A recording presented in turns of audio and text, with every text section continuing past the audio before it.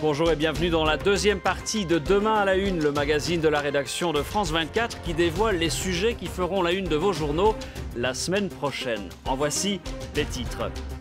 Direction Moscou, où l'homme fort du Kremlin a convié les journalistes russes et étrangers pour sa grande conférence de presse annuelle. Ce sera jeudi prochain sous les ors du Kremlin.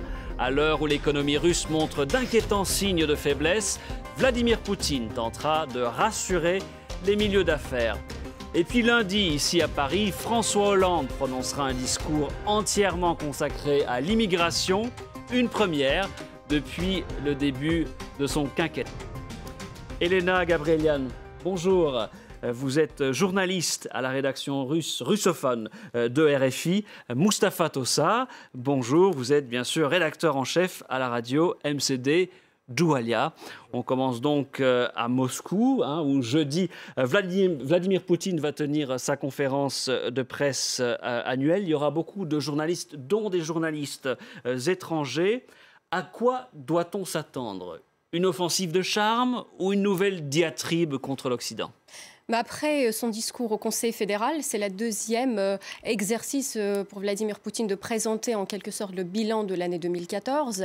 C'est vrai que Vladimir Poutine se retrouve complètement dans une nouvelle situation géopolitique et économique. Il y a plusieurs nouveaux dossiers qui sont sur la table, la situation en Ukraine, la situation économique en Russie, la Crimée et les sanctions. Et c'est vrai que Vladimir Poutine, avant tout, il va essayer en tout cas de rassurer les Russes, qu'il a essayé de faire au Conseil fédéral. Et pourtant, il était plus dans la rhétorique anti-occidentale qu'il présentait des propositions concrètes, comment sortir le pays de la récession. Donc l'Occident, c'est l'ennemi, on l'a bien compris. L'Occident, c'est l'ennemi, c'est la cause de tous les problèmes de la Russie. De toute façon, il a dit, même s'il n'y avait pas eu la situation en Ukraine, les Occidentaux trouveraient des moyens pour freiner les opportunités croissantes de la Russie. Et c'est vrai que Vladimir Poutine, il doit également essayer d'un côté de rassurer aussi les cercles d'affaires, mais dans son discours au Conseil fédéral, il n'a pas du tout prononcé le mot réforme, sauf dans le contexte en Ukraine et pas en Russie. Oui, vous parlez justement de l'économie avec le rouble qui s'effondre face au dollar et à l'euro, une inflation qui devrait atteindre 10% l'année prochaine. On est loin de la situation d'il y a un an. Ce sont bien sûr les conséquences des sanctions économiques et de la chute du prix du pétrole. Vous l'avez dit, Vladimir Poutine va devoir rassurer le milieu des affaires parce que les oligarques, son entourage, semblent de plus en plus inquiets. Déjà, le Premier ministre russe Dmitry Medvedev, le 10 décembre, pendant sa conférence de presse, il a demandé aux Russes d'être patients, faire confiance au gouvernement et de ne pas paniquer. Il a dit en même temps que les sanctions des Occidentaux vont plus stimuler l'économie russe et Occidentaux, en tout cas, je ne sais pas si eux-mêmes, les autorités russes, y croient, mais en tout cas, ils vont essayer de faire croire aux Russes que ces sanctions vont stimuler l'économie russe. Et par ailleurs, ce qu'a dit Dmitry Medvedev, ces sanctions, ils ont beaucoup plus touché les Occidentaux qui ont perdu 40 milliards de dollars que la Russie qui a perdu quelques milliards. Et une autre mesure que Vladimir Poutine avait évoquée, c'est l'amnistie fiscale. Donc pour ceux qui seront d'accord de rapatrier leurs fonds de l'étranger en Russie, personne ne leur posera des questions comment ils vont gagner cet argent. En tout cas, dans cette situation instable, il est difficile d'imaginer un oligarque russe qui serait d'accord de rapatrier ses fonds de l'étranger. Et puis il risque d'y avoir des questions de certains journalistes étrangers notamment qui ont d'autres chiffres pour les pertes pour l'économie russe. On parle de près de 100 milliards. Sur le dossier brûlant de l'Ukraine, Poutine va-t-il annoncer de nouvelles choses ? En effet, ce qu'on pourrait attendre, c'est est-ce qu'effectivement Vladimir Poutine doit finalement reconnaître la présence militaire russe en Ukraine. Par exemple, en Crimée, avant le référendum, il avait nié la présence des forces russes et pourtant, après le référendum, il a reconnu qu'il était nécessaire pour protéger la population. Ça ne m'étonnerait pas qu'il fasse exactement la même chose pendant cette conférence de presse. En tout cas, de toute façon, même s'il le fait, il présentera le même argument pour protéger les populations. En tout cas, pour le moment, Vladimir Poutine, il mise sur la rhétorique anti-occidentale, sur la fierté nationale. Il a plusieurs fois évoqué la question de la Crimée, que c'était la fierté nationale russe, et il demande la patience aux Russes. Pour fédérer les Russes, comme vous l'expliquez. Par rapport au dossier Mistral, on sait que sous la pression donc de ses partenaires occidentaux, la France a suspendu la livraison du navire de guerre à la Russie. Comment la Russie compte-t-elle riposter ? Souvenez-vous que Vladimir Poutine, pendant le briefing après la rencontre avec François Hollande, a dit que la Russie ne serait pas mécontente si le contrat est rompu, mais espère d'être remboursé pour l'argent que la Russie a payé. 2 jours après, un des conseillers de Vladimir Poutine a dit que la Russie se satisferait de la livraison ou de l'argent. Donc visiblement, il n'y a plus de menaces. La Russie ne met pas en garde et ne demande pas des indemnités comme elle faisait avant la rencontre entre 2 présidents. En tout cas, le vice-premier ministre russe, Dmitry Rogozin, a dit que la meilleure riposte, ça serait de développer notre propre industrie et construire notre flotte nous-mêmes sur le sol russe. Et de toute façon, c'était une erreur, je le cite, de commander les Mistral à l'époque. Sachez également que ce sera donc mercredi que la Cour suprême doit se prononcer sur la dissolution de Memorial. Memorial, c'est la plus ancienne ONG russe, fondée en 1989, notamment par le prix Nobel Andrei Sakharov. Une décision avant tout politique. Elena, on comprend bien, c'est aussi permettre de comprendre à quel point le gouvernement veut s'en prendre aux ONG qui ne sont pas sur la même ligne que le Kremlin. Surtout, prise en considération que Memorial, c'est un pilier de la société civile russe. C'est une organisation qui a fait un travail remarquable sur la mémoire des répressions politiques et continue à s'occuper de la protection des droits de l'homme. Le ministère de la Justice, en vertu de la loi de 2012, donc, considère que c'est une organisation qui est classifiée comme agent de l'étranger et dont l'activité ne correspond pas à sa charte. Mais pour les membres de Memorial qui ont déjà plusieurs fois subi la pression, c'est un moyen ou des tentatives de faire taire les rares voix libres qui sont restées en Russie. Et quelques journalistes russes, ils disent si on ferme Memorial, un des symboles de la démocratie russe, la Russie serait plus la même Russie, ça serait la Russie autoritaire. Elena Gabrielian, merci beaucoup. On suivra bien sûr ce jugement mercredi à Moscou.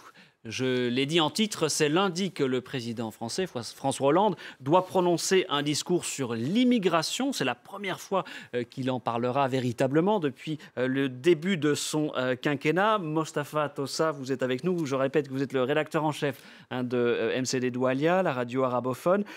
François Hollande a choisi de prononcer ce discours dans un lieu hautement symbolique, le musée de l'histoire de l'immigration, qu'il va d'ailleurs inauguré. Pourtant, ce n'est pas un nouveau musée.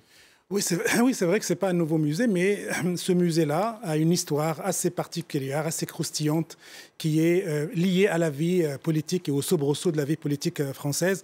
Ce musée-là a été voulu par Jacques Chirac. Il a été construit et inauguré en 2007, ça veut dire il y a 7 ans, mais il a été complètement snobé par Nicolas Sarkozy, et pour cause, quand on sait la politique d'immigration suivie par Nicolas Sarkozy, le fameux débat sur l'identité nationale, le fait de vouloir absolument stigmatiser ou donner l'impression de stigmatiser l'étranger comme source de tous les maux de la société française. Donc, il a complètement snobé ce musée. Et là, l'impression est donnée qu'à mi-mandat, François Hollande est en train de rattraper cette histoire-là.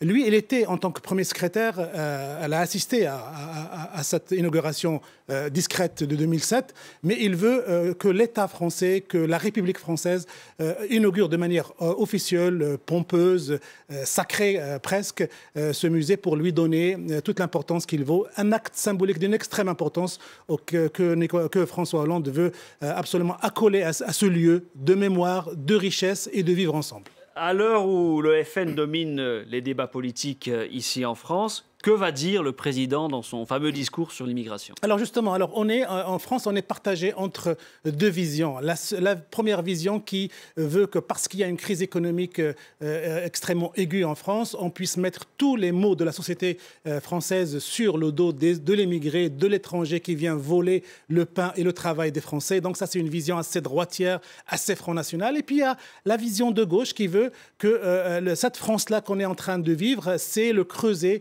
d'un certain nombre d'immigration, d'une vague d'immigration qui sont venues un peu partout, de l'Europe de l'Est, du Maghreb, de l'Afrique, et qui font la richesse de la France. Et donc le fait que François Hollande veut s'inscrire dans cette tradition, ça ne veut pas dire qu'il va tomber dans l'angélisme de gauche, à savoir il faut ouvrir la porte de la France, la porte de l'Europe à toutes ces vagues d'immigration, mais il va insister sur le fait que l'immigration est une richesse pour la France, pour davantage consolider le vivre ensemble. La France est multiple, la France est composée de différentes vagues d'immigration italienne, portugaise, africaine, et elle est riche de cette immigration et elle doit en être fière.